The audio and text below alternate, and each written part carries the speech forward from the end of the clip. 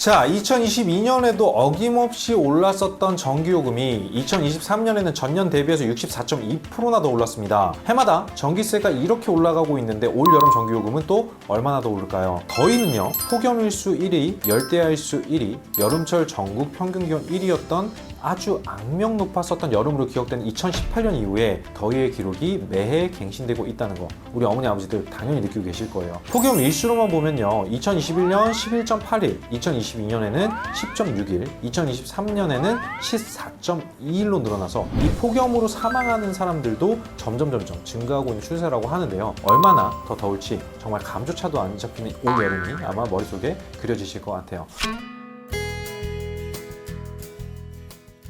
자, 올해는 기상청이 6월에서 8월 사이 기온을 전망을 했는데 평년보다 기온이 높을 확률은 무려 50%, 한여름인 7월인 평년과 비슷하거나 높을 확률이 무려 40%라고 합니다. 자, 이렇게 더울 때 에어컨 없으면 정말 살인적인 날씨 때문에 일상생활하기가 정말 힘들어지죠. 자, 그렇지만 조금만 틀어도 돈이 그냥 줄줄줄 새죠. 정말 무섭습니다. 우리 어머니 아버지들은 에어컨 가동으로 나가는 전기세가 얼마인지 알고 계실까요? 자, 한국전력이 최근 분석한 결과에 따르면 4인 가구가 에어컨을 평균 9.7시간씩 사용을 했을 때 부과되는 전기요금이 무려 83,910원에서 145,590원 사이라고 합니다. 자, 올해 폭염이 시작이 되면 아마 여기서 적어도 적게는 몇천 원, 많게는 만 원까지 전기요금이 오르지 않을까요? 퇴직을 하셨거나 하신다면 집에 계실 텐데 폭염이 지속되고 폭염 날짜가 늘어나면, 그리고 날씨가 더워지면 더워질수록 제가 봤을 때는 굉장히 위험한 일이 될 수도 있다라는 거죠. 그래서 오늘은요, 정부가 지원해주는 에너지 복지 서비스, 일명 에너지 바우처에 대한 얘기들을 드려볼까 합니다.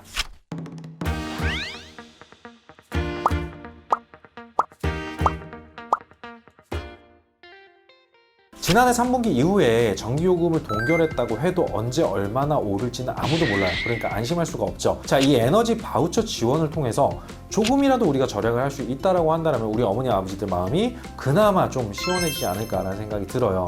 자, 지금부터 제가 이 에너지 바우처 어떤 서비스고 어떻게 지원을 받으실 수 있는지, 그리고 이렇게 지원을 받으면 얼마나 절약이 가능한지 시원하게 알려드리도록 하겠습니다. 여름철에 시원하게 에어컨을 틀 수 있는 것도 결국엔 모두에게 해당되는 말은 아니더라고요.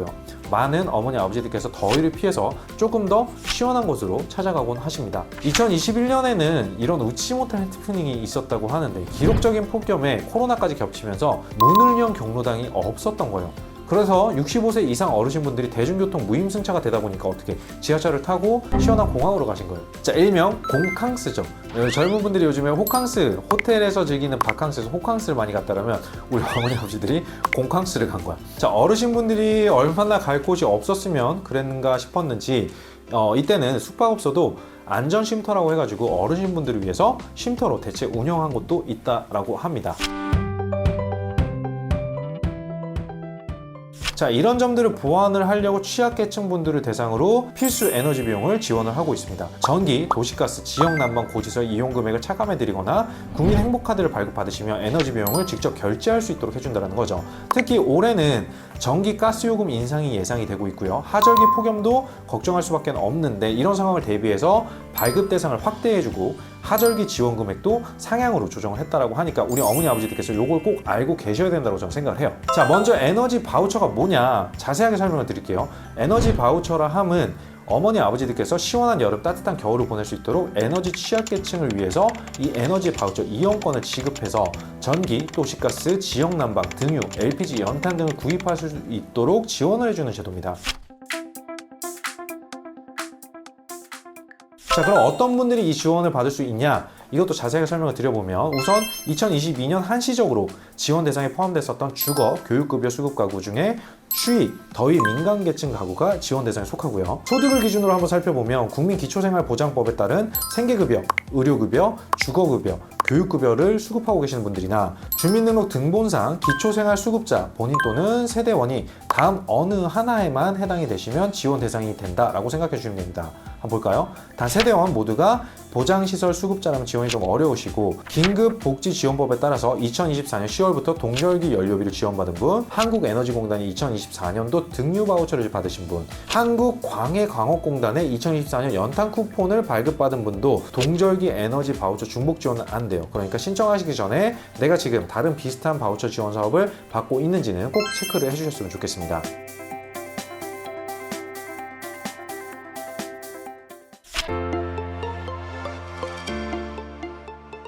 다음으로 이 에너지 바우처 얼마나 그럼 지원받을 수 있는 건데 라고 궁금하신 분들이 계실 텐데, 기본적으로 하절기 바우처 같은 경우는 세대 평균 53,000원, 동절기 바우처 같은 경우는 314,000원을 지원을 받을 수 있어요. 하절기, 동절기 합치면 무려 367,000원을 받을 수 있다는 거죠. 자, 그리고 또 이 에너지 바우처 더 효율적으로 쓰시라고 동절기 바우처 금액 중에 최대 45,000원 하절기로 당겨 쓰시는 게 가능하고요. 여름에 다 못 썼다라고 하시면 자동으로 겨울로 2월이 될 수 있으니까 전기세 걱정 없이 시원하게 그리고 좀 따뜻하게 쓰셨으면 좋겠습니다.